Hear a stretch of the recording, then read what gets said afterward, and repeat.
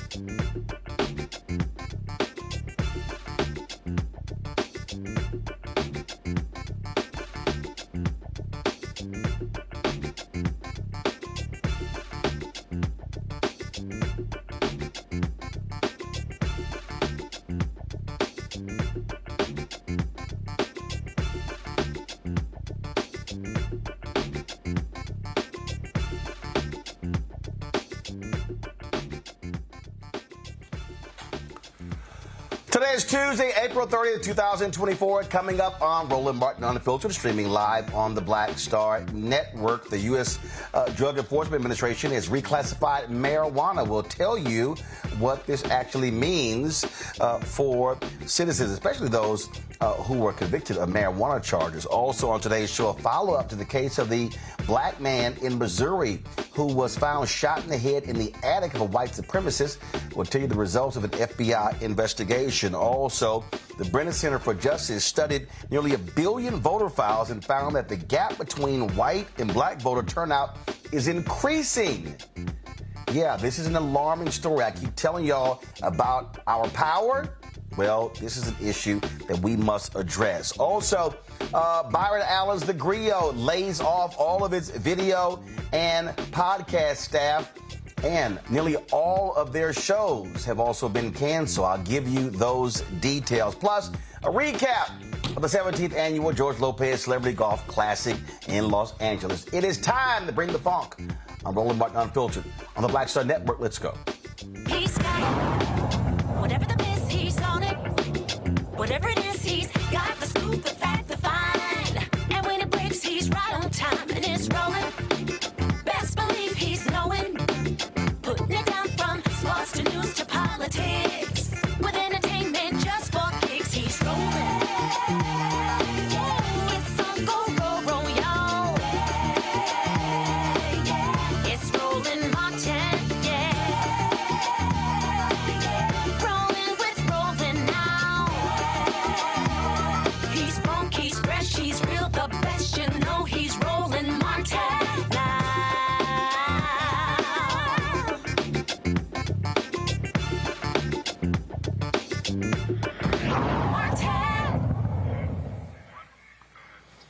Folks, since 1971, marijuana has been classified as a Schedule I drug, defined as a drug with no accepted medical use and a high potential for abuse. Well, that is now changed, and the DEA is expected to reclassify marijuana from the most strict Schedule I to the less stringent Schedule III. This is the first time the U.S. government is acknowledging its potential medical benefits. Dr. Shonda Macy is the founder of the National Holistic Healing Center, joins us from Washington, D.C. Shonda, glad to have you here. So explain to people why this is a huge decision. For our community. The first thing, the impact that it has is that it opens up the access for patients. Patients feel more comfortable using cannabis as medicine because now the government is saying it is actually medicinal benefits in using it. So we're so excited that the government is just finally accepting and sharing the news that we've known for decades, and that we've been fighting for our rights for legalization to just be able to have access to health care. So that's the underlying issue that we're dealing with today, but there's also implications on what it looks like for small business owners that are of brown and black communities, social equity, and what it looks like for us in the taxation realm. So for every dollar that we generate in cannabis, 70 cents of that goes to the federal government on taxes. So now with the rescheduling of cannabis, this actually allows us to normalize our taxation and get taxed like every other business in the United States. So we can actually now start to generate a profit.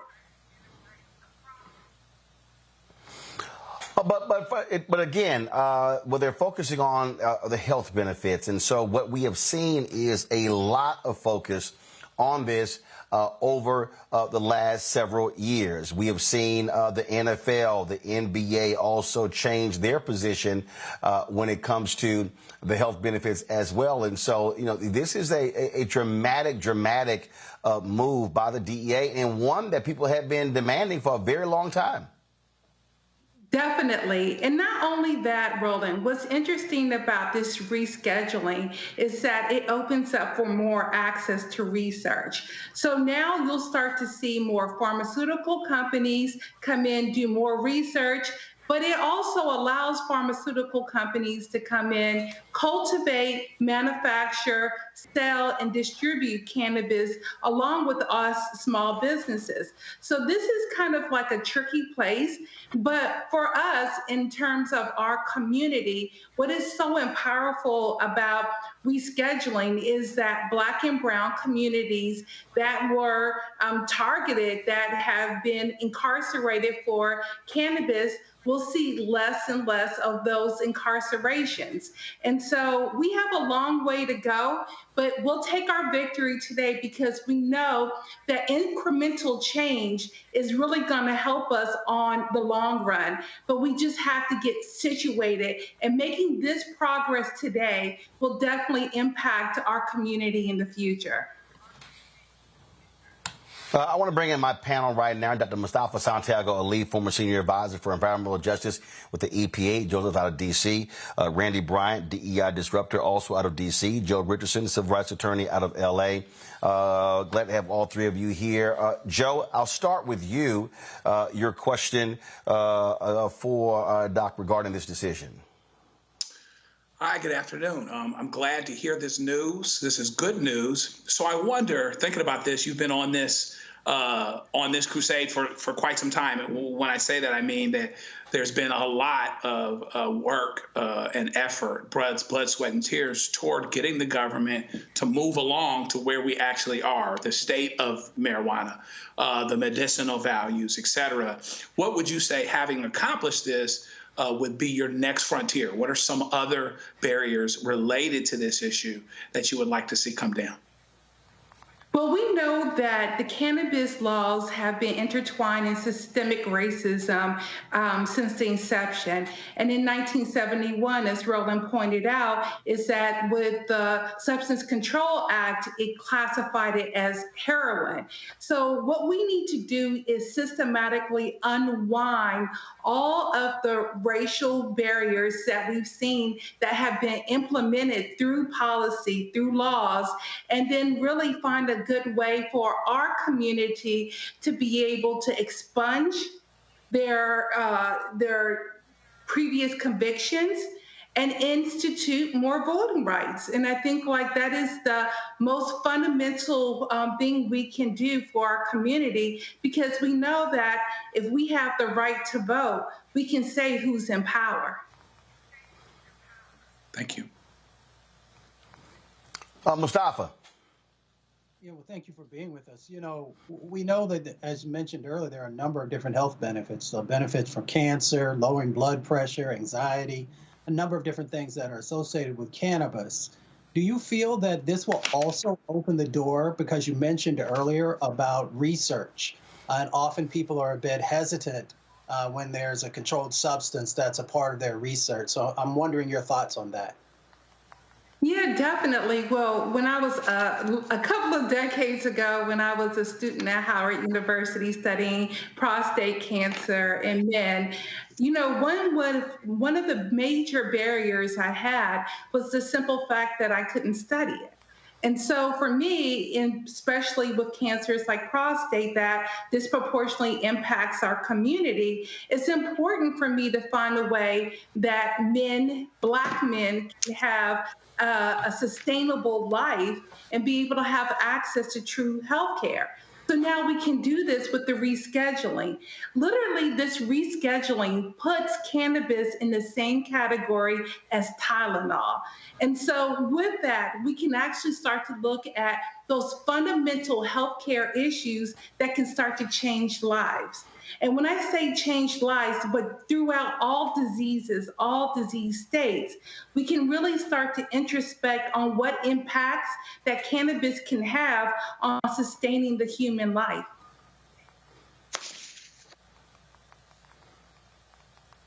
Randy.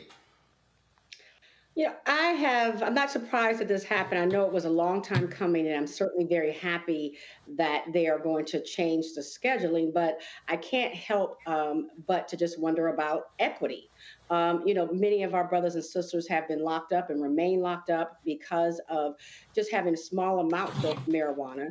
And I also worry about, you know, the wealth gap they talk about all the time. how, the federal government, of course, is going to make quite a bit of money, which is why I believe there's been a big push to make it, to change the laws.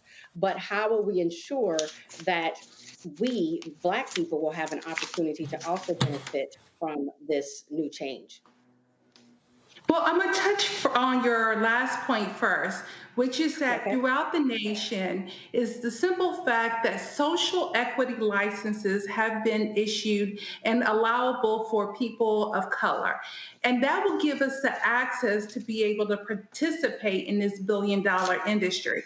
But I want to also erase the misconception of the billion-dollar industry.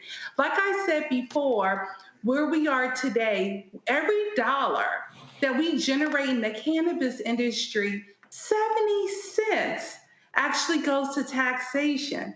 So we're not really making money. And if you look at what that looks like in terms of cannabis businesses today, we owe the federal government over $3 billion collectively.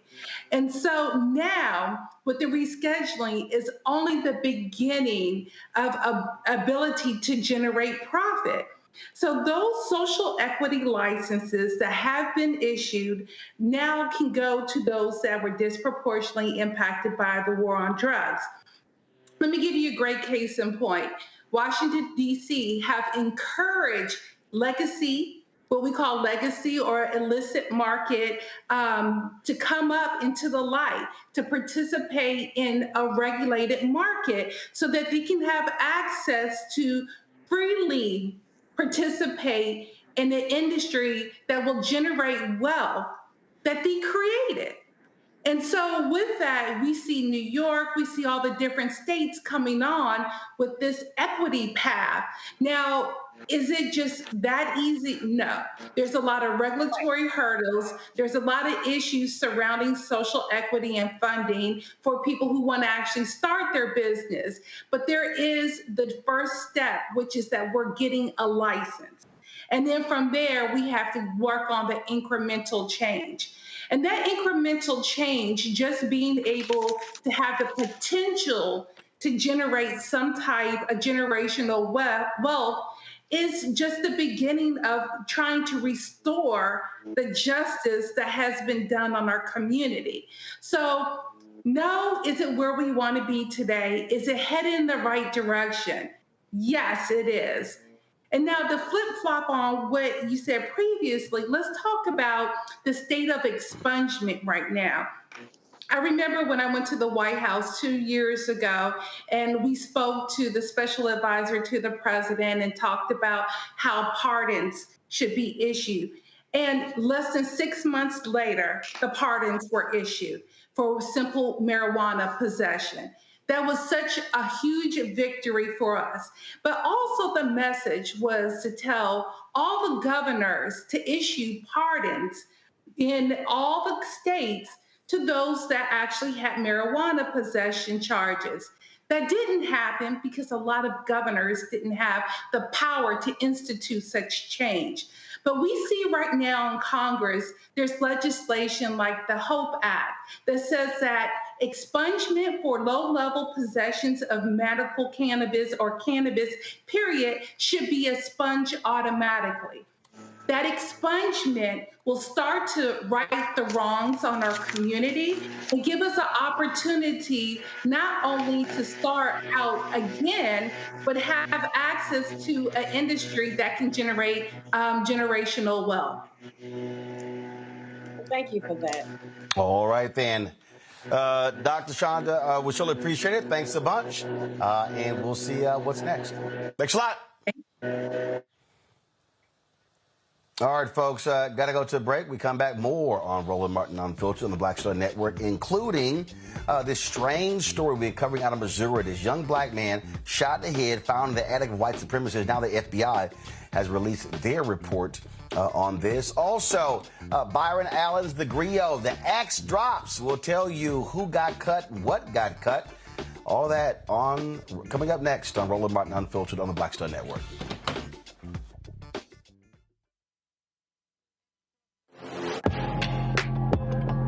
A lot lot of y'all have been asking me about the pocket squares that we have available on our website. You see me rocking the Shibori pocket square right here. It's all about looking different. And look, summertime is coming up. Y'all know, I keep trying to tell fellas, change your look, please. You can't wear athletic shoes every damn wear. So if you're putting on linen suits, if you're putting on some summer suits, have a whole different look. The reason I like this particular pocket square, the Shibori, is because it's sort of like a flower and looks pretty cool here versus the traditional boring silk pocket squares.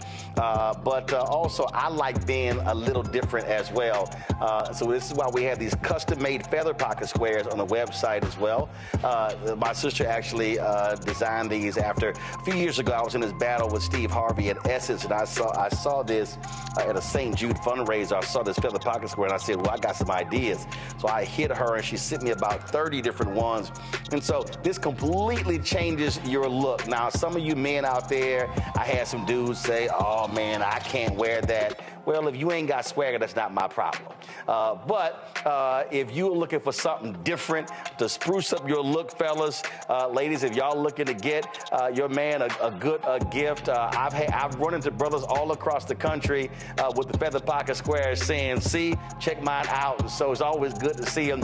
And so this is what you do. Go to RolandSMartin.com/pocket squares. You can order Shibori pocket squares or the custom-made pocket squares. Now, for the Shiboris, we're out of a lot of the different colors, and I think we're down to about 200 or 300. So you want to get your order in as soon as you can, because here's what happened. I got these several years ago, and the Japanese company signed a deal with another company, and I bought them before they signed that deal, and so I can't get access to any more from the company in Japan that makes them. And so get yours now.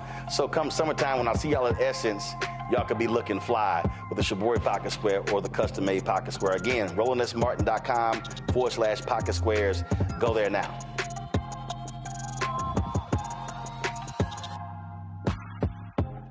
This is Reggie Rock Byford. You're watching Roland Martin, unfiltered, uncut, unplugged, and undamn believable. You hear me?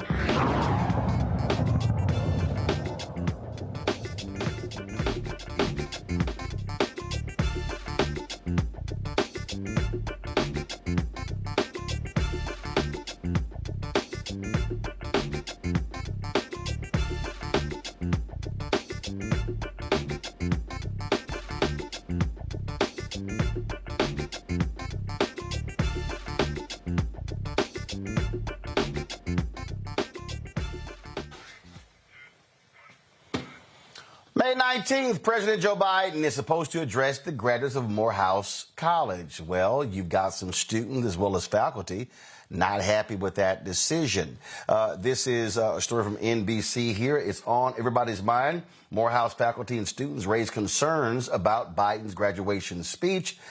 Folks are not too particularly happy, obviously, with President Biden when it comes to what's happening in Israel and Gaza. The president of the university, as well as the provost, they've made it clear they are not going to rescind the invitation. Morehouse provost said, from our perspective, really having a sitting president come to Morehouse offers an incredible opportunity. This is something that is in line with Morehouse's mission and also with this objective of being a place that allows for engagement of social justice issues and moral concerns. Now, again, you have students as well as faculty both releasing letters saying that Morehouse should rescind that invitation. Let's go to my panel. Mustafa, I want to start with you. Your thoughts on the criticism on the students and others who are saying that Biden should not speak and should Morehouse continue with this invitation? Well, of course, it's up to Morehouse to make that decision, but with the history of Morehouse, with Dr. King and so many other great leaders who have went there and who have stood for social justice and stood for human rights, and we understand the sets of dynamics that are currently going on in the Middle East that are not in alignment with those beliefs that are infused into both the young men at Morehouse and Clark, sisters at Spelman and at Morris Brown. So we understand why young people are pushing back. We tell them to stand up and fight against injustice.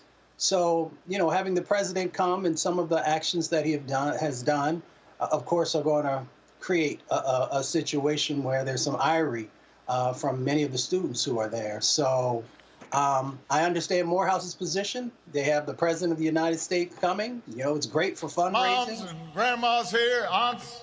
It's great to Sunday best. lift everything up. So, but you should listen to the voices of your students. They are the lifeblood of your institution, and be able to address whatever concerns they may have. Understand that particular point there, but here's the deal here, Joe. President Barack Obama, he spoke at Morehouse in May 2013. If you talk to others, they'll talk about his drone attacks, impact on civilians, taking out Gaddafi in Libya. And so, do you sense here, Joe, there's a double standard between Obama and Biden? Well, you know, there's an argument there. Interestingly, the provost at Morehouse, Brother Kendrick Brown, actually was here at the University of Redlands, my undergrad alma mater, recently, right before getting to Morehouse. So I can imagine what he's wrestling with. And so, you know, interestingly, talking to my daughter and kids her age, they were hard on Obama, even though Obama and the opportunities that he helped and the presentation of just the possibilities, let alone what he actually accomplished, created and paved the way for them. People that age, professors, people in an intellectual environment where you're supposed to be stimulated, where you're supposed to speak up and speak out, et cetera, are going to have something to say about this. And so I think that if, assuming Biden gets the chance to speak there, I think he should directly address what's actually happening. Maybe this is an opportunity to actually build a bridge that right now is not built. I think that he's suffering from this politically. Whether he ought to or not, I think he absolutely is. I think he needs to reconnect with this young demographic that's going to be vital for him to win. And I do think that given what we were able to accomplish over the years, the Civil Rights Act, 64, 65, the Voting Rights Act, the things that happened with who, by most accounts, was a racist president. I don't think that you keep dialogue from happening. And if you consider that part of the dialogue, I think you allow him to be there, because we do want to be different than other places. However, we can still hold them accountable. We can still respectfully allow young people to speak out forcefully, but respectfully and with measure and with balance. It can be something that can be built upon. I don't say stop talking, but I say let's hear what he has to say, and then what he does related to this very real situation that has the potential to hurt him as it's hurting the people that folks are talking about and speaking on behalf of. Randy, last year, President Biden actually spoke at the Howard University graduation, and with him speaking there, give me 1 second. I want to pull this up.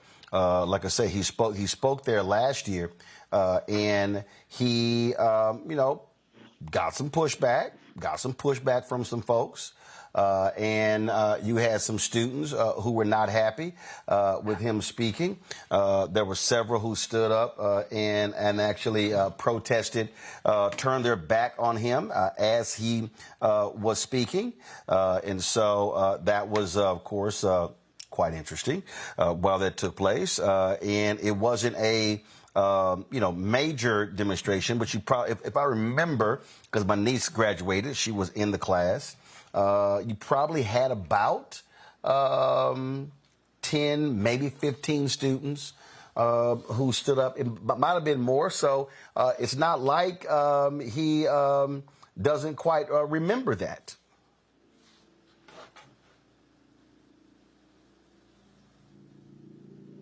Randy? Yes, I thought you were going to say something else. I'm sorry, Roland. I really actually am impressed with the students and that they are being citizens, that they are participating in this democracy and they're keeping the conversation going. Isn't that why we send our young people to schools?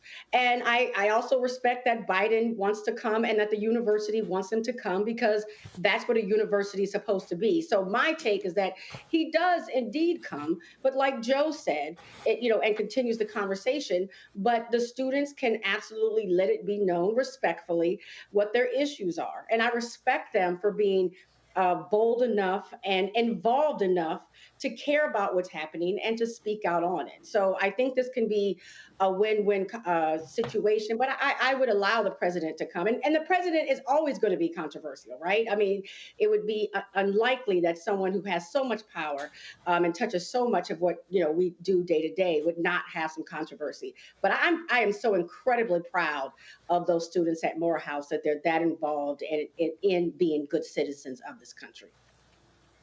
They have the right to come. All right, folks. Hold tight 1 second. Hold tight 1 second. We come back. Let's talk about what's happening at Columbia and other college campuses across the country.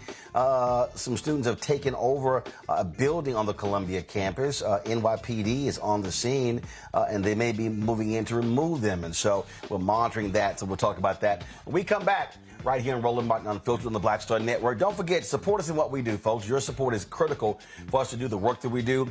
I'm going to tell you a little bit later some changes with the griot. Look, we're the only folks out here, folks, doing the daily digital show targeting African Americans. That's it. There's nothing on BET. There's nothing on TV One. You do not have a daily show on Revolt. You don't have anything on Aspire. You don't have anything on Afro. All of these black linear networks, nothing. Nothing. So you have a lot of weekly podcasts, but we're the only daily show talking about the issues that matter to you every single day. So your support is critical. The goal is to get 20,000 of our fans contributing on average $50 each. That's $4.19 a month, 13 cents a day. When you contribute to this show, you're making all of this possible, not just this show, but also the other shows of the Black Star Network. Send your check and money order to P.O. Box 57196, Washington, D.C., 20037-0196. Cash App, $RM Unfiltered, PayPal, R Martin Unfiltered. Venmo is RM Unfiltered. Zelle, Roland at RolandSMartin.com. Roland at RolandMartinUnfiltered.com. Don't forget to get a copy of my book, White Fear, How the Browning of America is Making White Folks Lose Their Minds, available at bookstores nationwide. And we do not have many copies left. I told you 500 or so. Once they're all gone, or the first, they are gone. And so if you want to get your autographed copy of the first, President Barack Obama's road to the White House, as originally reported by Roland S. Martin, $10 plus $5.99 shipping and handling. Again, I would personally autograph those. You can order at RolandSMartin.com/the first. All the proceeds going right back into the show. So when you buy the book, you're supporting the show as well. All right, folks, back in a moment. Fanbase is pioneering a new era of social media for the creator economy. This next generation social media app with over 600,000 users is raising $17 million, and now is your chance to invest. For details on how to invest, visit startengine.com/fanbase or scan the QR code. Another way we're giving you the freedom to be you without limits. On the next Get Wealthy with me, Deborah Owens, America's Wealth Coach, the wealth gap has literally not changed in over 50 years, according to the Federal Reserve. On the next Get Wealthy, I'm excited to chat with Jim Castleberry, CEO of Known Holdings.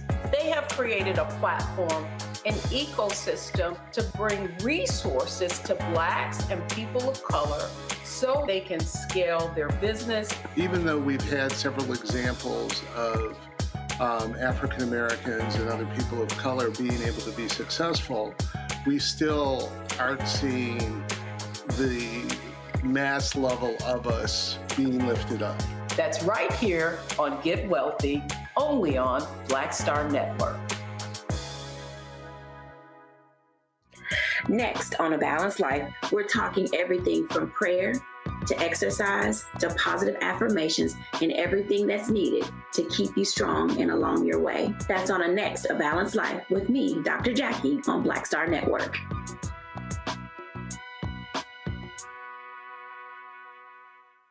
on the Black Table with me, Greg Carr. We welcome a towering intellect, activist, master theorist, prolific author, and unstoppable firebrand for change.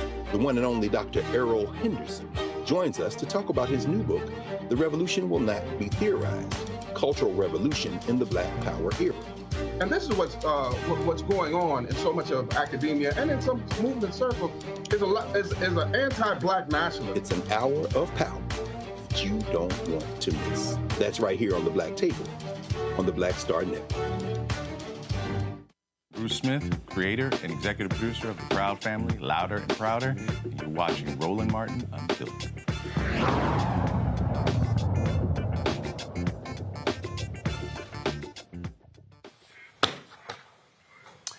All right, folks, the protests continue at Columbia University as some students there actually take over a university building there called Hamilton Hall. And so you continue to see as the students are fighting for the university to divest. That was one of the issues right there.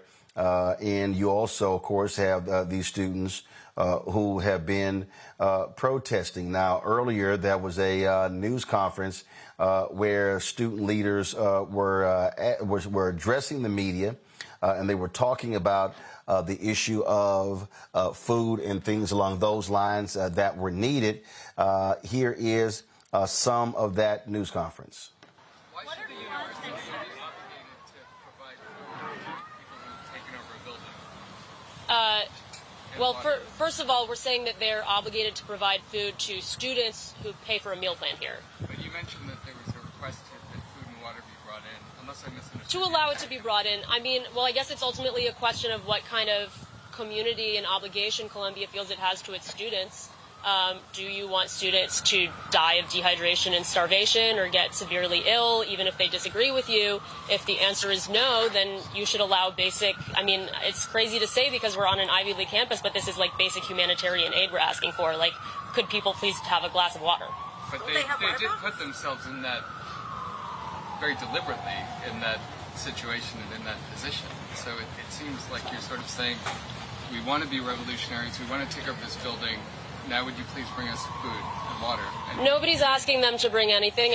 We're asking them to not violently stop us from bringing in basic humanitarian aid. They're stopping the delivery of food? We are looking for a commitment from them that they will not stop it but violently. They haven't stopped it yet. I don't know to what extent it has been attempted, but we're looking for a commitment. And the Grubhub, why should the university be obligated to... Now, you have seen again, you've seen the protest continue there. The battle continues. In fact, this is interesting. You had other folks who actually started bringing food, passing it through the gates to pass on to the protesters there. This has been contentious, not just there at Columbia, but at other universities as well. You had USC canceling their graduation. You've seen protests on numerous campuses as well. This here is another video here of the students taking over in Hamilton Hall. This is one of the videos there. It's on social media showing them there dropping signs there, and they're going back and forth with the administration on that. Now, NYPD Blue is there as well. So you have them there. First of all, and again, decisions are being made as to whether they are going to actually go back onto the campus. That has been part of the issue all across the country with this unrest, if you will, of law enforcement in terms of their actions. Senator Chuck Schumer, senator from New York, addressed the issue on the floor of the United States Senate about what's happening in Columbia. Majority Leader. Mr. President, I'd like to begin today by saying a few things about the protests at Columbia University. Smashing windows with hammers and taking over university buildings is not free speech.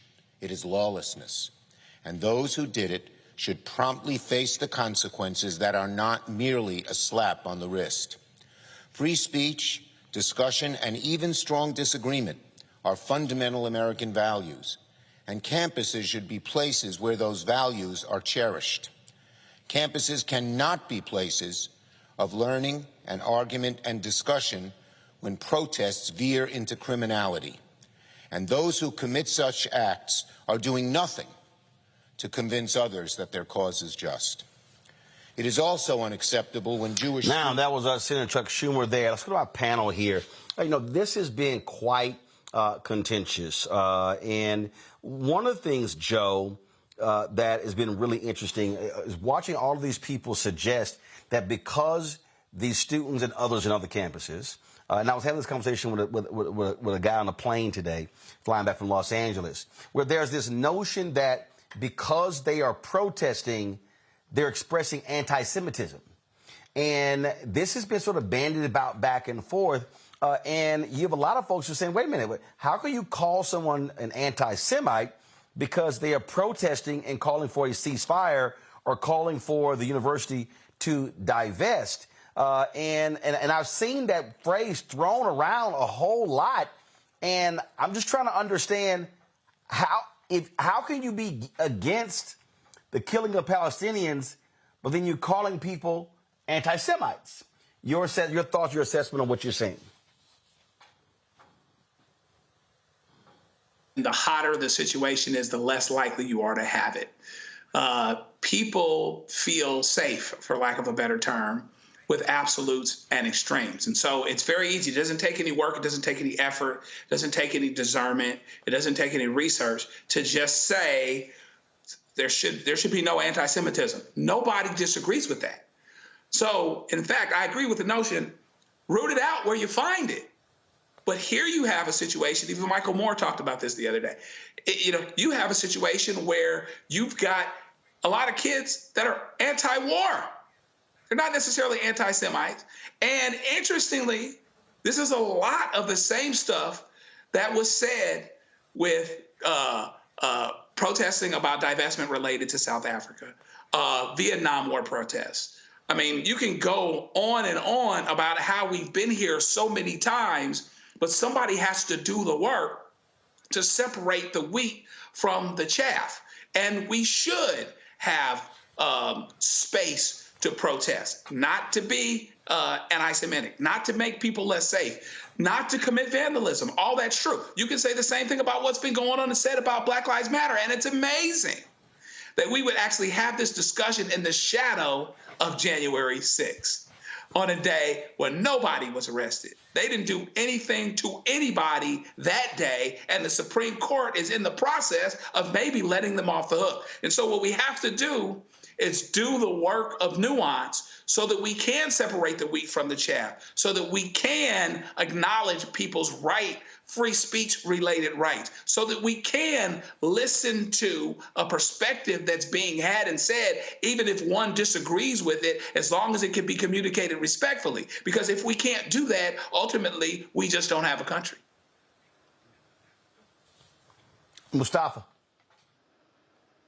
It's interesting. I was a part of student protests at a couple of different campuses over my academic career. And we often want young people to stand up. We want young people to be a part of trying to make the world a better place. But in my conversations with a number of young people at different campuses, they're following Fannie Lou Hamer when she said, I'm sick and tired of being sick and tired. They're tired of war. They're tired of seeing people die. They're tired of people not using common sense. So they want, the hostages to come home. We all do. But they also want that 30,000+ folks who have been killed to cease also. So we should listen to young people. They are a part of the compass of if our country is moving in the right place. Is our country actually embracing humanity? Is our country also being honest about injustices that are happening? Because often too many people are afraid to speak out against injustice. They only want to do it when it's comfortable, because there is a price to pay when you speak out about injustice. So if we've got young people who are willing to put their academic credentials on the line, if they are willing to also possibly be beaten or arrested, then we have to honor that. But we also have to be clear at least from the movement that I come out of, that violence is not the way. So we've got to also make sure that we don't have others who are not students who sometimes will participate in our protests or our marches, who don't have our best, who just don't have the same type of focus that we have. They have their own agenda, if I can say it that way. So we got to make sure that students are being honored, they're being uplifted, and that their voices matter. Randy? You know, the way history has worked in the United States is that every time there has been a movement, it usually does start with young people, even if we look at the civil rights movement. So this is nothing new. And I believe that if our government were smart, they would recognize that they are not going to be able to beat them. They're not going to be able to propagandize the message and try to say that when someone says we don't believe in war or genocide, that's the same as saying that they're being anti-Semitic. So I believe that they need to pay attention and say, okay, we really need to pay attention to these students and make some changes, or at least give them a platform to listen. But what I have seen, some of the police handling students too roughly and them going through extreme measures to shut them down is not going to work in the long run. It never has historically. Well, it is a continuation, again, of lots of drama, lots of conflict on the campus of Columbia and other universities around the country. So we certainly will see what happens, the impact on graduations, and if it's going to continue when the school year lets out for summer. All right, folks, hold tight 1 second. We come back. Black and white voting patterns widening. We're not going to the polls, folks. I keep telling y'all, we're leaving our power at home. That's not a good thing. We'll talk with the Brennan Center next on Roland Martin Unfiltered on the Black Star Network. Now streaming on the Black Star Network. I was just in my backyard. I just said I was manifesting about life. I said, I would love to come back because it was a great time, and these kids need that right now. They need that male role model in the schools, I think. Even on the TV. Yeah. Because people are scared to go into the high schools. You know, the high school, you know what I mean? I would love to bring it back, and I think we can bring it back. What do you think? I think we'll ask the people. We'll ask your people. We'll do a poll. Y'all want to hang him, Mr. Cooper? Yeah, I say let's go. We all look good. You know, Holly looked good. You know, Raven looked the same. Marquise, Don Lewis. It'd be funny to have the bullshit you see out there on TV now. God damn. What the fuck? What happened to TV? It's some. I'm like, oh my God.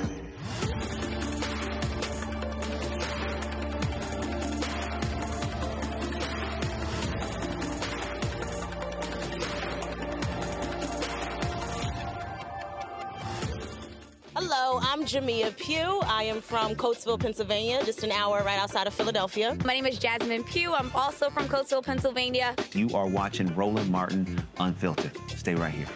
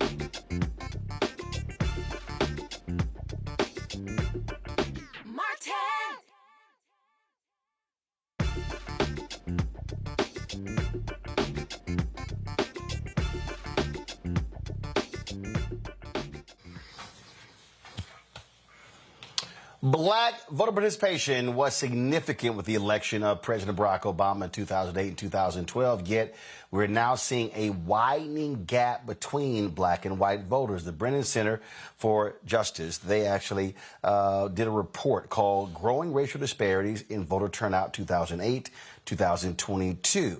A huge result of that is the Supreme Court weakening the Voting Rights Act. Kareem Creighton is the Senior Director of Voting Rights and Representation at the Brennan Center, joining us now from New York. Kareem, glad to have you here. So let's walk through this. And so, again, election of Obama 2008, a lot of attention, a lot of focus, a lot of energy. And then we saw 2010, Republicans win the midterm elections, and things begin to change. Well, that's right, Roland. It's fair to say thank you, first off, for having me here to talk about the report. We're delighted to share information about it.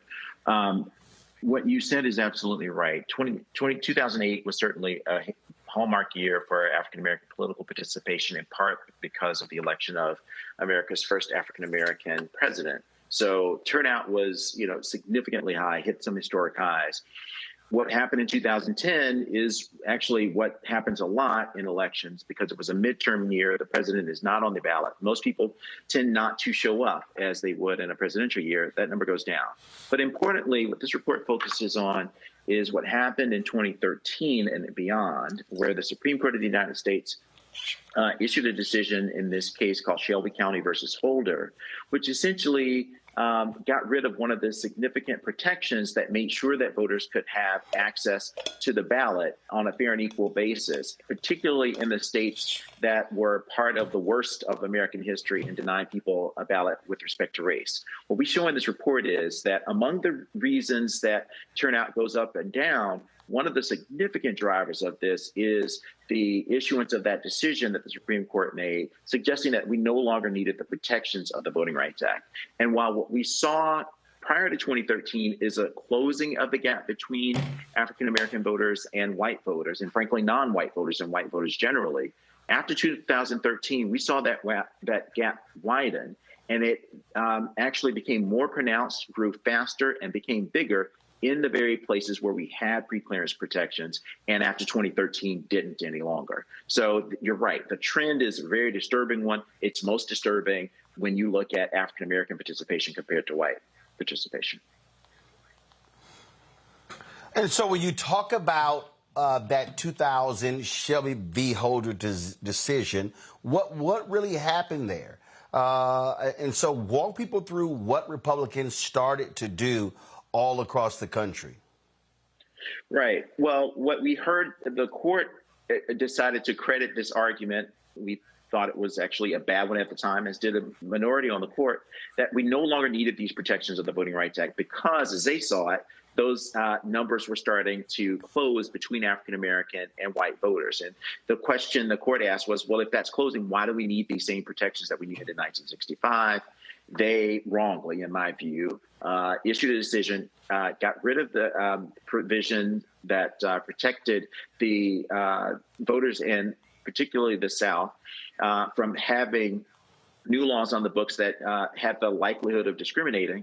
And without that federal protection, what states did literally hours after the Supreme Court issued that decision was to enact a new round of voting laws that we all knew that would have been illegal under the pre-clearance provision, but essentially that went after many of the channels that African Americans and other voters use to participate in elections. And what that cumulative effect actually meant was that hundreds of thousands of voters, particularly voters of color, in these jurisdictions had more barriers than fewer barriers to cast ballots. And what that, among other things, has contributed to is a growing gap. Fewer people show up to the polls, and those fewer people more often in these places relate to people of color, in particular Black people. And that gap represents, again, hundreds of thousands of voters that would be voters of color in our political system between 2013 and 2022, which we measured as part of our study. So, in terms of, And one of the things that I have been doing is really just trying to get our folks to understand where we have to be, why we have to be focused. And unfortunately, what we're seeing is, we're seeing places like Louisiana where we're not turning out, and numbers are real low, and so therefore we're leaving our voting power at home. That's fair. My people are originally from Louisiana, and we have, a tradition of actually voting in that state on Saturdays. And, you probably recall that this time around, we had the statewide election for most of the state offices on the same day of homecoming for Grambling and Southern, usually a place where you see a lot of African Americans show up. So we have a lot of these effects, both of laws that the legislators have put on the books in states that have made it more difficult to cast ballots. Frankly, redistricting, another place where pre-clearance used to do work. Legislators are essentially daring people to take them to court by drawing fewer districts in which African Americans have a fair opportunity to elect candidates. And what that has meant is that people, to get a fair map or get fair election systems. This goes to everything, remember, from where your polling place is, what kinds of offices are available to be voted on. People have to go to court and sue, and that takes more time. It takes a lot of money, and it usually means that while the fighting is happening, elections keep moving. And all of these elections and the policies that follow from it are done without really the sort of protection of pre-clearance. And what that has meant is, frankly, a system that is more difficult for African Americans to vote rather than less so. Questions from the panel. Randy, you're first. So we are aware that it seems as if there has been just a huge push to make voting as difficult as it can be for people of color, particularly Black people. What can we do? It's so frustrating because, it should be the way we should have the right to vote. How do we fight back? How do we fight back? Well, one of the things we continue to do, the Brennan Center, among the constellation of civil rights organizations, is we take these folks to court. And unfortunately, we are doing it in a judicial system that is less friendly. The last administration put a lot of people on the bench who were, frankly, skeptical, if not hostile, to the idea of fair enforcement of the Voting Rights Act. So we're having to fight new battles, but we're in there, and a lot of groups are putting their time and talent on the line to make sure that that happens. That's one part of it. The other part of it, though, is what we always say, and I know it's, for many people, seemingly trite, but there really is no substitute for people showing up to vote. It means, though, we have to be more organized than we were before. It means that we have to be prepared for obstacles that would include things like being less able to organize people ahead of time to do things like cast absentee ballots. But what we can do, and I think I would like to make sure that we focus on this, is make sure that we, in every public space that we know of, whether it's campuses at HBCUs, churches, social clubs, we find everybody that we can and remind them of what the stakes are in this election. And frankly, every election.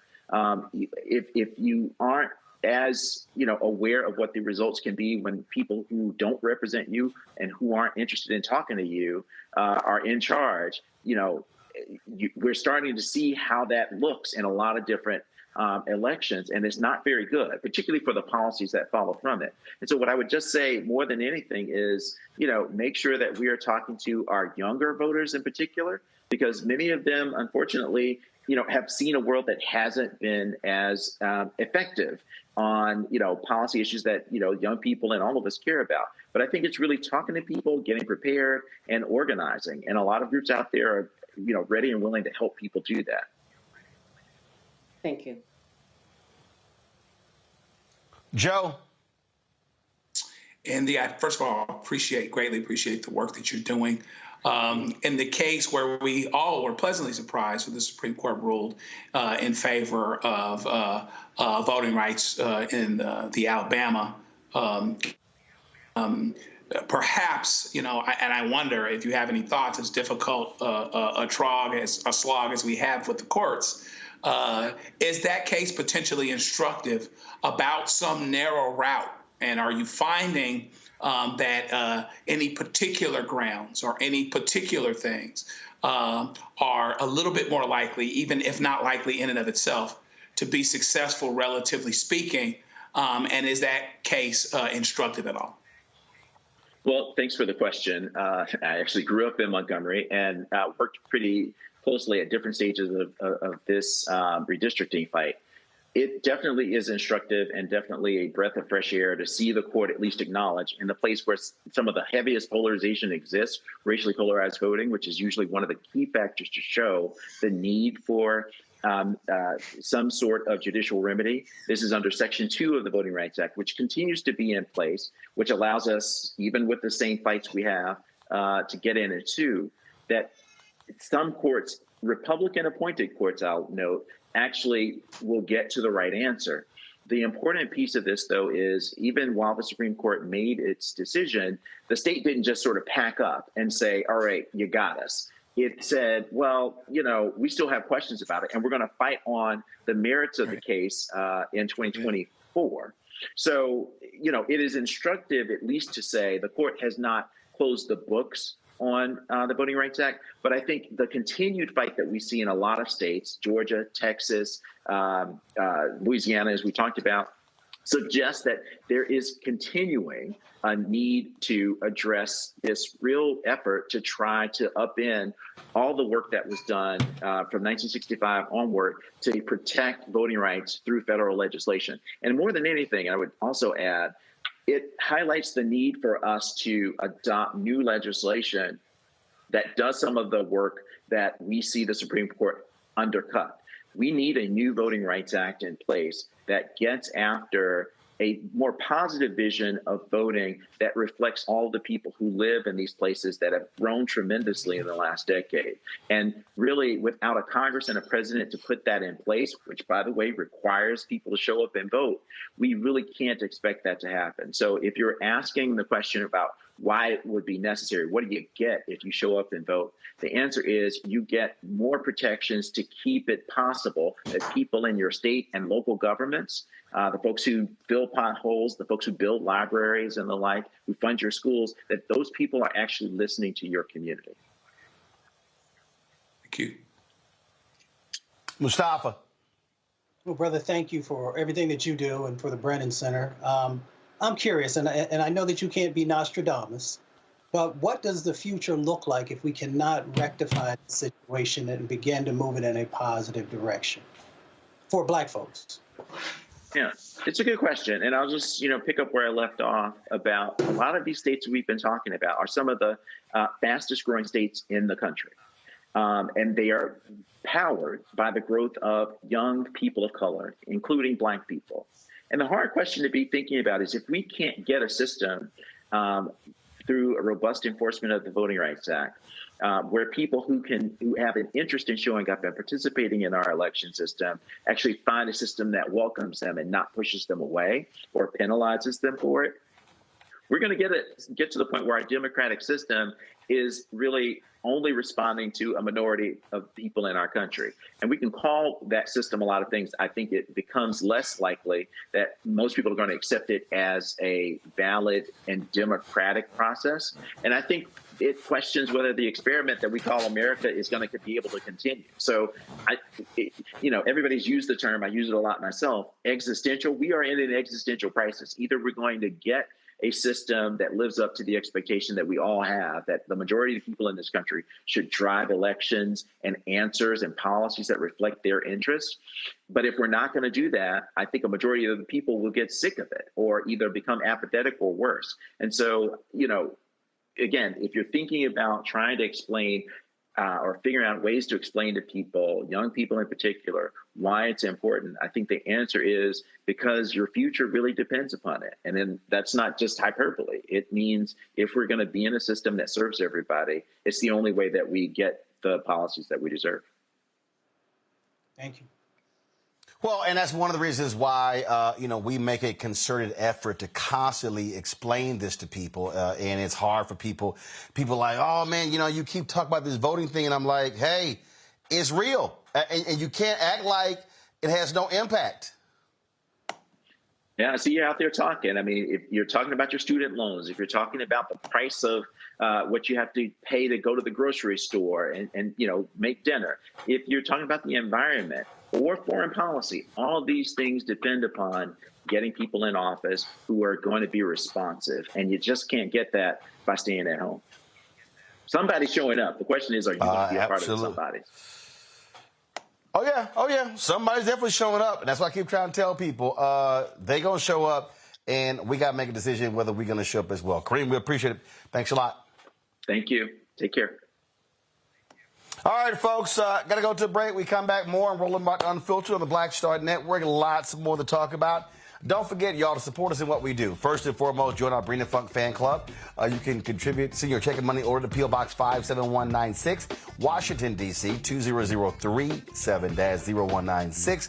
Cash App is $RM Unfiltered. PayPal, R Martin Unfiltered. Venmo is RM Unfiltered. Zelle, Roland at RolandSMartin.com. Roland at RolandMartinUnfiltered.com. And, of course, you can also support us by downloading the Black Star Network app, Apple phone, Android phone, Apple TV, Android TV, Roku, Amazon Fire TV, Xbox One, Samsung Smart TV. And, of course, you can get a copy of my book, White Fear, How the Browning of America is Making White Folks Lose Their Minds, available at bookstores nationwide. And, folks, we have limited copies left of my book, The First. Of course, which I focus on the 2008 election. I am autographing every single copy, and so you can actually get it. We had up something on the website saying it was sold out. It is not sold out. So we want you to go to the site. Again, I'm personally autographing every single copy, and so you want to absolutely get that. And so, of course, you see. I put it on sale for $10 to let you know in terms of how we're doing it, and then of course what we're doing. And so, and just in case if you think I'm playing around, understand, folks, you can. Let's see here.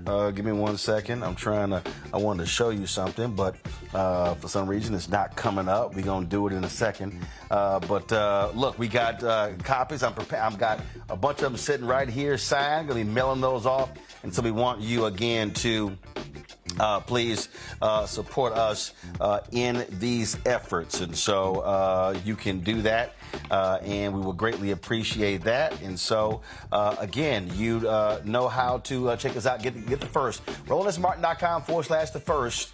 And so get it now. I'll be right back in a moment.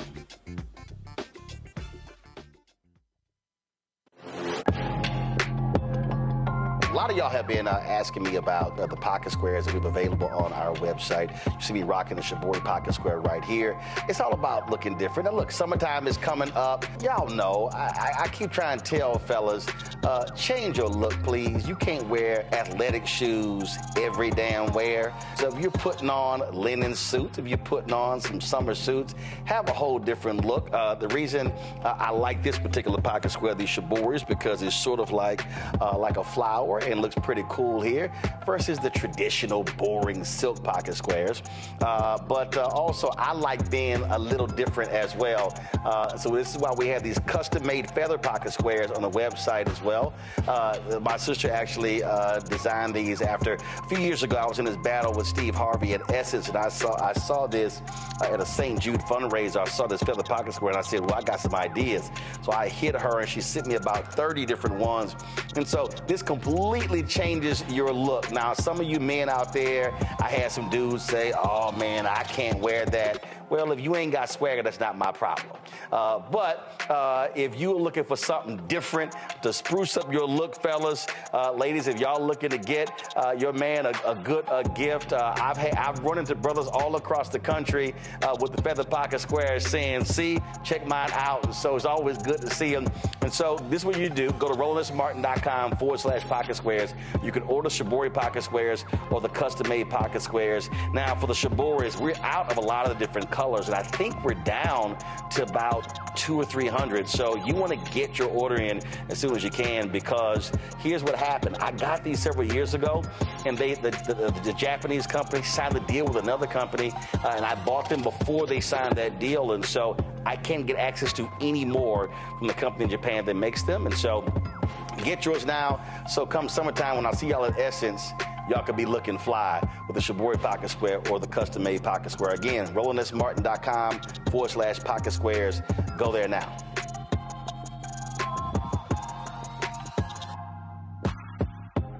Fanbase is pioneering a new era of social media for the creator economy. This next-generation social media app with over 600,000 users is raising $17 million, and now is your chance to invest. For details on how to invest, visit startengine.com/fanbase or scan the QR code. Another way we're giving you the freedom to be you without limits. What's up, everybody? It's your girl, Latasha from the A. And you're watching Roland Martin Unfiltered.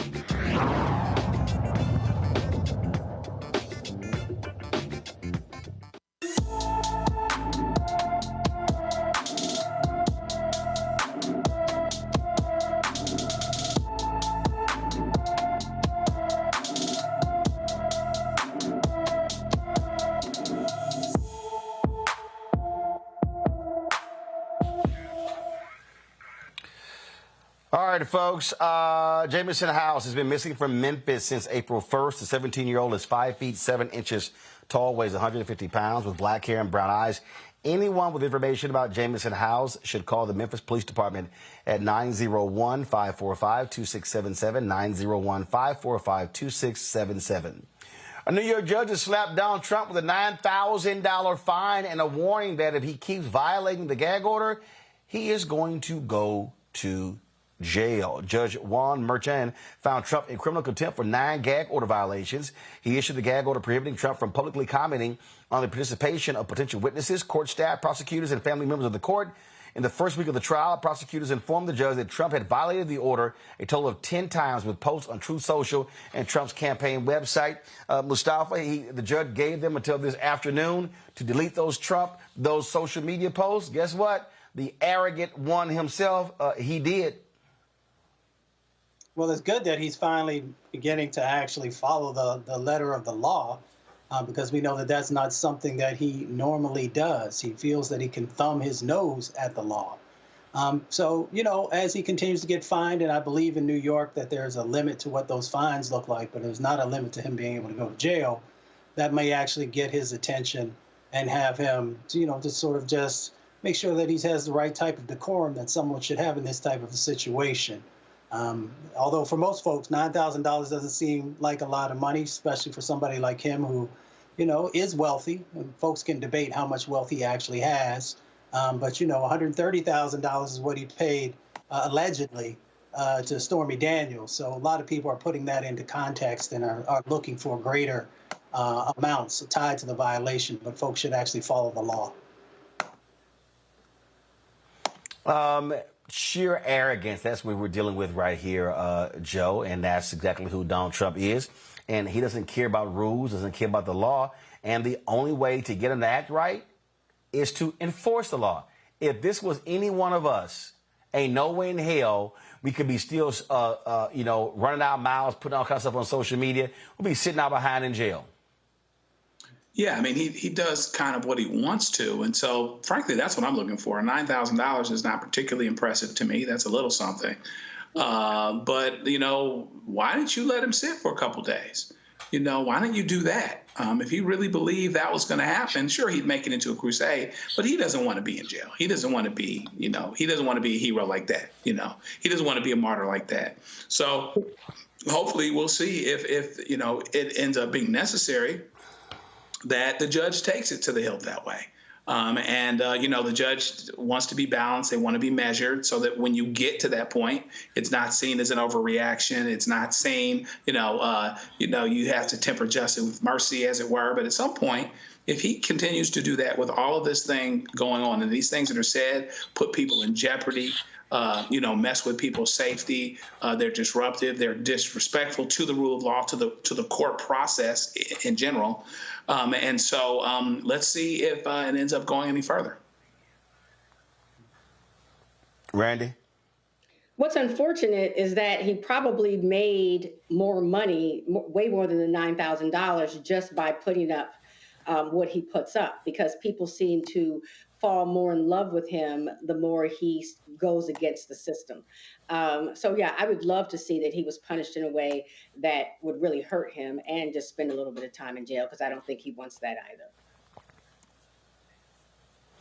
All right, folks, let's go to our next story, where the Wisconsin Supreme Court says there was nothing wrong about the firing of a former Milwaukee police officer for posting racist memes after arresting an NBA player. The court's 54-page opinion stated that former officer Eric Andrade received due process under state law and the U.S. Constitution when he was fired in 2018.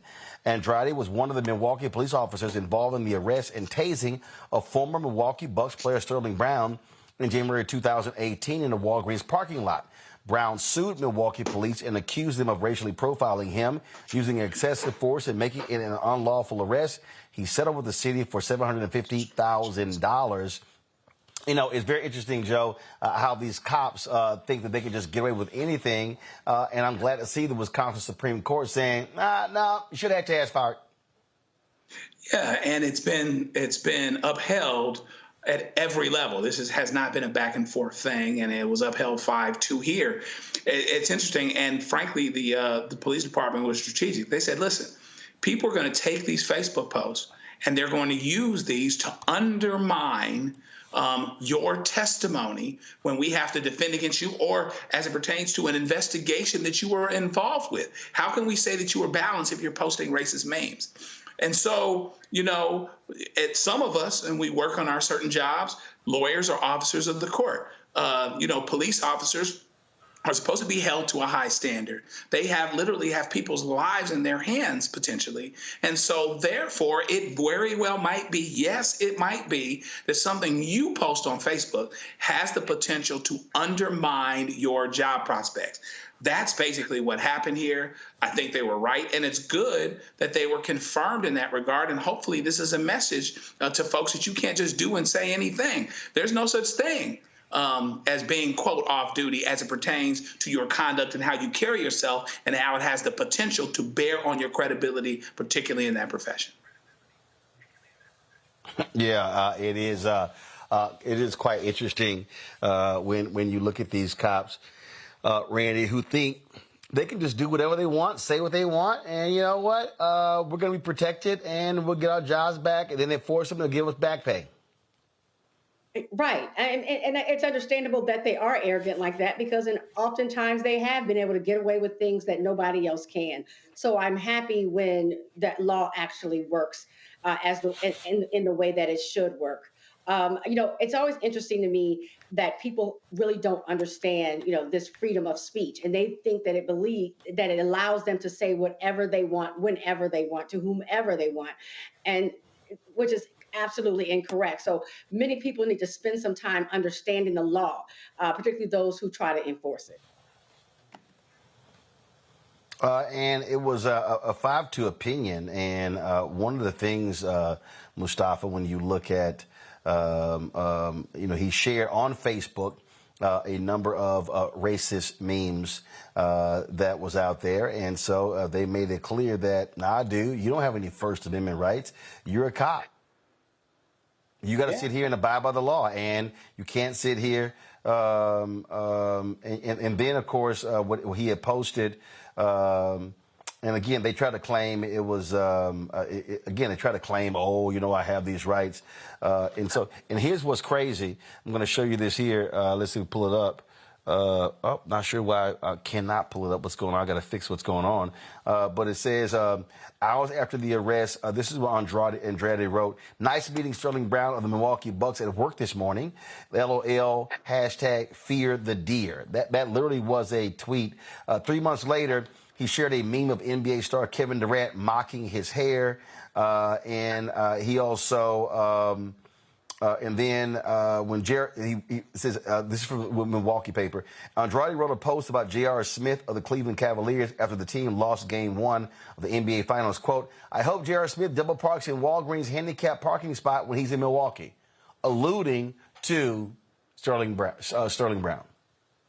Yeah, you know, maybe there needs to be an amendment to the Constitution that says don't say or do stupid stuff, because that's what these folks continue to do, or don't do racist stuff. You know, it's interesting. Maya Angelou once said to us, you know, very clearly that when someone shows you who they are, believe them. These individuals cannot serve and protect because they have these biases that are so deeply, you know, inside of them, that there's no way that you could ever actually do serving and protecting in a way that all people are able to receive that. So the only thing that now most folks have is the legal route. And of course, in hitting folks in the pocket, as we often talk about, I think Randy has also shared on previous shows that we also have to make sure that these officers, and again, it's not all officers, but when we have these types of individuals, that they have to have some personal accountability financially if we want to see things actually change, because many times the cities are the ones who are picking up the cost, and these folks never end up feeling that financial pain that often will get people to do right. So we'll see if we evolve into that positioning where, you know, when we have these racist police officers who make them actually have to carry some of the burden financially. All right, folks, hold tight 1 second. We come back. We've discussed a strange story out of this. You know, we've been covering this story, and it's unbelievable, where a black kid shot in the head in the attic of a white supremacist. Now the FBI has issued their ruling. I'm going to tell you all about it and talk to his mother when we come back on Roland Martin Unfiltered on the Black Star Network. Don't forget, support us in what we do. Join the Bring the Funk fan club. You can see your check and money order to P.O. Box 57196, Washington, D.C., 20037-0196. Cash App, $RM Unfiltered. PayPal, R Martin Unfiltered. Venmo is RM Unfiltered. Zelle, Roland at RolandSMartin.com. Roland at RolandMartinUnfiltered.com. Also, folks, get your autographed copy of the first. I only have 500. They are going. And once they're all gone, that's it. I'm not printing anymore. I'm going to personally autograph every single one to you. I'm selling them, put on the fire sale for $10, $5.99 shipping and handling. And so you can order right now, RolandSMartin.com/the first. You can get the book now. Again, all proceeds go right back into the show. So when you buy the book, you actually support the show. Back in a moment. First, President Barack Obama's road to the White House. We got about 500 copies of the book available. And so this actually is all of the coverage of the 2008 election. But the other thing is this here. I talked to folks like Malik Yoba, Hill Harper, Erica Alexander, Kevin Lau, Spike Lee, Tatiana Ali. But there's a lot of behind-the-scenes stuff in here as well, where I talked about some of the stuff that went down at CNN. Also, when you go through here, a lot of the photos that you see in here, photos that I actually shot, photos that were my time at CNN. And so what I decided to do, because one, I published the book and I own it myself, is that so I said, you know what, I'm going to slash the price to $10. And so we're going to have shipping and handling $5.99. I'm going to personally autograph every copy. I'm not reprinting the book. So once we are sold out of these 500, that's it. They're gone. So you can go to RolandSMartin.com/the first to get a copy of this book. Everybody who orders this book through the website, not on Amazon, only through RolandSMartin.com, I will personally autograph and mail you a copy of this book. It's all of the coverage, the actual interviews that I did with him, and just to show you, of course, when it came out, there's actually even in here the interviews that I did with him and Michelle Obama, which won TV One Cable Network's his first 2 NAACP Image Awards. And so all of that for $10. Shipping and handling is $5.99. So go to RolandSMartin.com the first and order your copy today. This is Essence Atkins. What's the love king of R&B, Raheem Devon? It's me, Sherry Shepard, and you know what you watch. You're watching Roland Martin Unfiltered.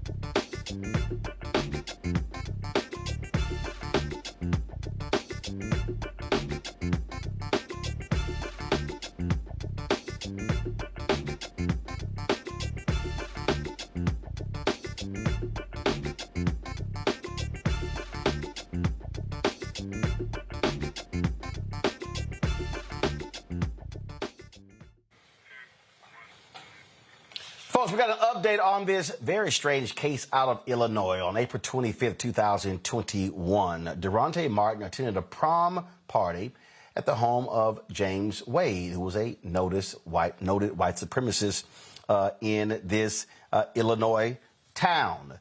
The problem is Derontae was later found dead in Wade's attic. Now, the local coroner quickly ruled Derontae's death a suicide. It took months to get a second autopsy, and an impaneled jury ruled Derontae's death resulted from violence, not suicide. Well, the FBI, they've investigated the case, and they found that the 19-year-old black teen died from a self-inflicted gunshot. Erica Lotz is Derontae's mother. She joins us right now. This has to be troubling for you, Erica, for the FBI come to this conclusion. Y'all have been hoping that wanting them to get involved in here, and still no justice. And so the FBI rules this, but an impaneled jury said it was violence. Okay, first off, this happened in Fredericktown, Missouri. Not in Illinois. It's I'm sorry about that. like maybe 2 hours south of St. Louis.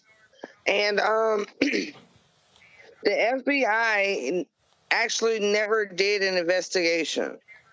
On December 20th of 2023, myself and my mom, along with a legal advisor, we went and sat down with the FBI, and we were asking for them to help investigate it and as a hate crime. And they said that it was not a hate crime, so they could not investigate Derontae's case, and therefore they would not be overruling the verdict of Madison County Sheriff's Department and Missouri Highway Patrol Troop E of a self-inflicted gunshot wound to the head, regardless to the jury inquest or the second autopsy.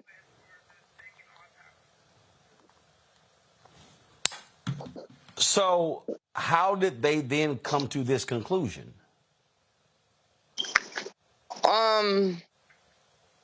Well, as of April the 24th, it was told to me by Associate Press, which is the news paper.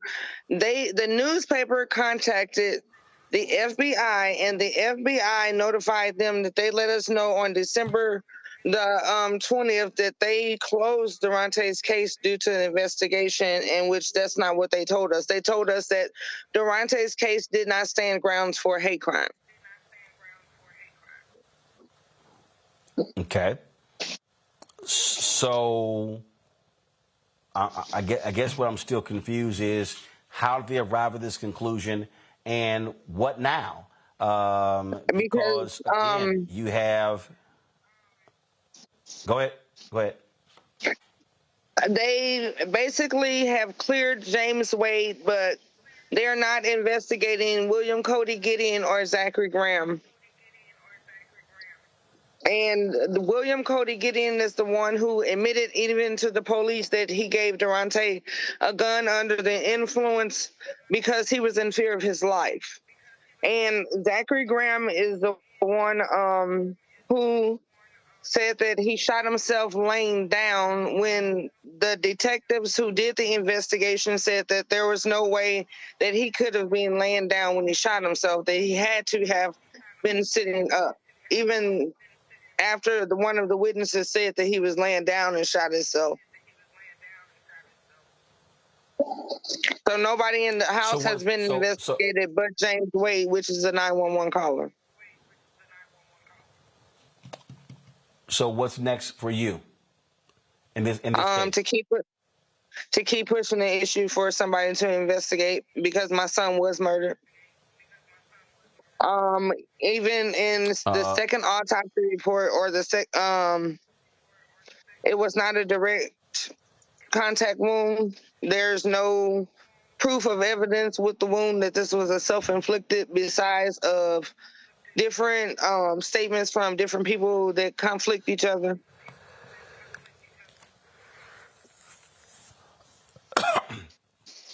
Questions from our panel. Joe Richardson, you first. First of all, my condolences. No parent should have to bury a child, and that's something that you've done. Are you having any luck getting with legal counsel or any of those types of things out in that area or somewhere that could potentially be helpful and put resources behind investigation and that kind of thing?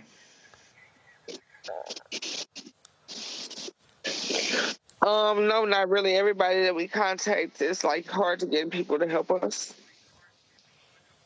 I'm sorry. Because they know that we have to go against the police, the coroner, the medical examiner, because even when they picked up Derontae, I never got a death notice. I never identified his body, and he was already embalmed by the time that I even knew that my son was dead on the 25th at 12:30 p.m. Gosh, I'm so sorry. And wow. So we have to go against so many people, and I haven't found anybody that's really willing to go up against them. No matter which avenue I try to take, I can't find anybody to help me. Hold on.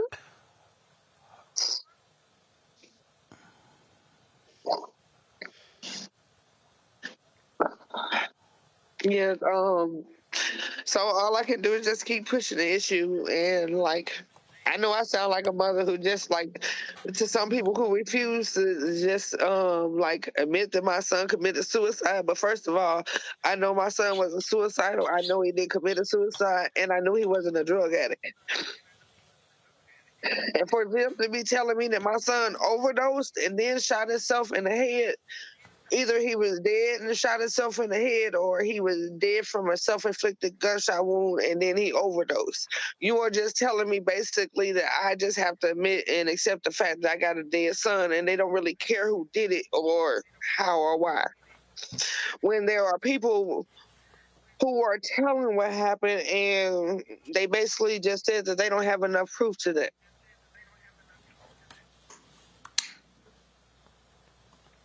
Randy.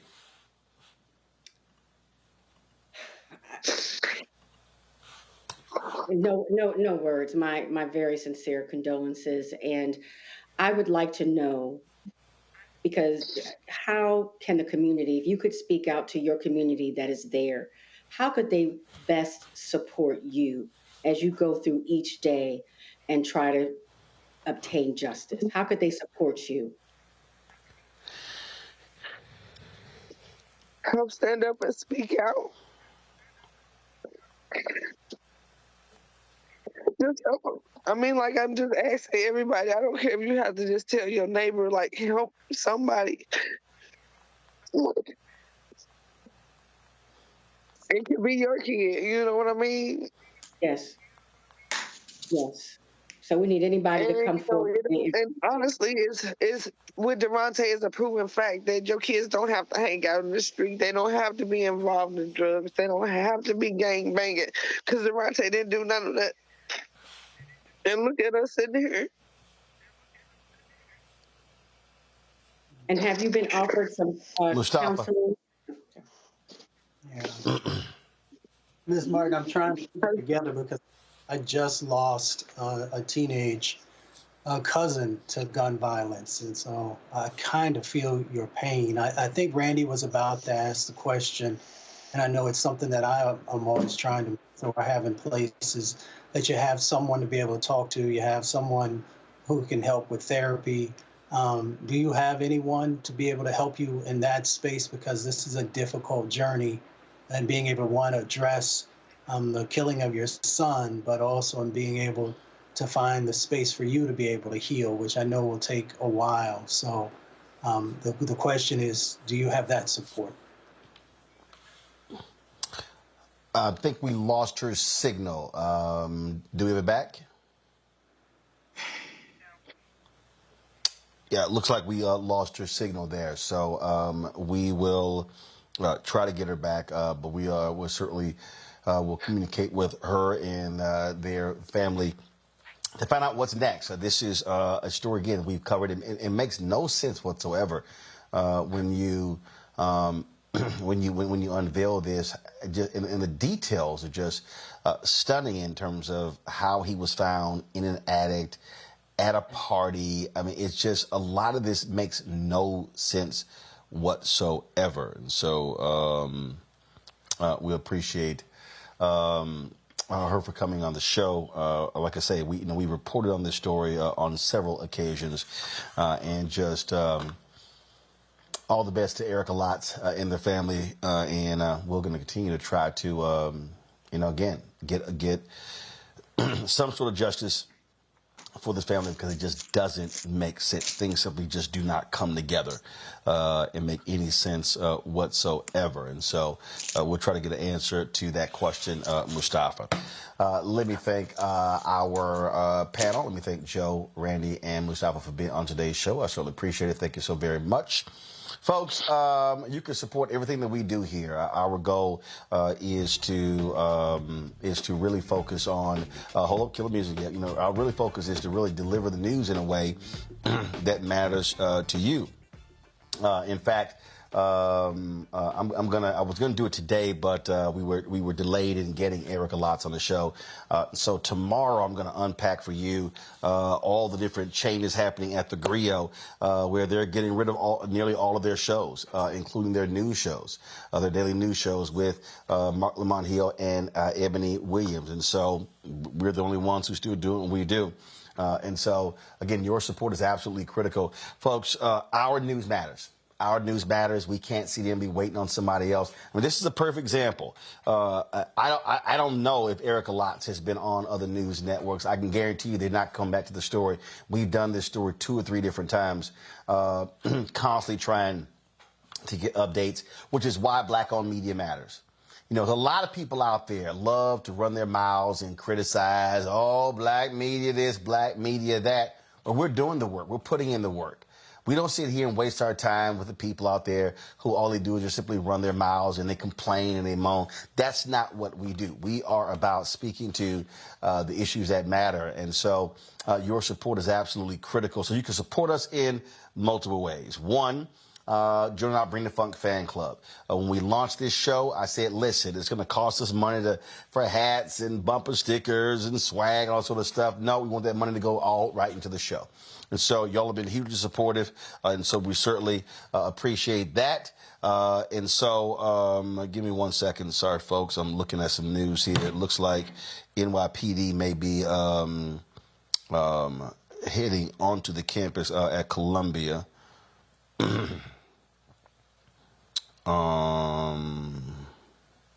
me 1 second. Let's see, NYPD, they've got drones flying over campus, and so they may be making a move on the campus shortly. And so that's the messages that I am seeing right now that are being texted to me. And so we'll keep our eye on that story as well. As I was saying, folks, it's just us. Other folks out here, you do not see a commitment to a daily news show from any of these other black-owned media folks. None of them. Black-owned or black-targeted. Like I said, you don't see a daily news show on Revolt, on TV One, on BET, on Aspire, on Afro. You don't see it Black Enterprise. You don't see it with Essence. You don't see it with Blavity. As I said, I'm going to unpack it tomorrow. Byron Allen is ending the shows that they launched last year. And so that means that our stuff has to wait.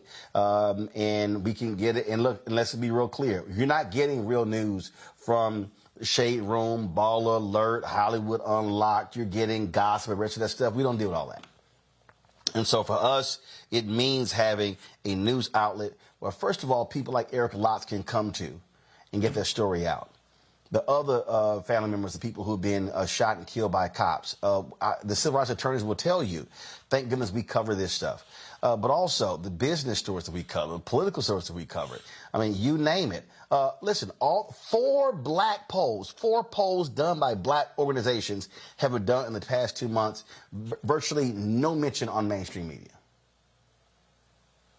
That's why Roland Martin Unfiltered, and the Black Star Network matters. So support us in what we do.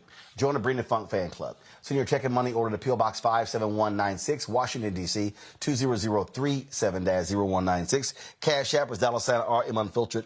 PayPal R Martin Unfiltered. Venmo is RM Unfiltered. Zelle, Roland at RolandSMartin.com, Roland at RolandMartinUnfiltered.com. Download the Black Star Network app, Apple phone, Android phone, Apple TV, Android TV, Roku, Amazon Fire TV, Xbox One, Samsung Smart TV.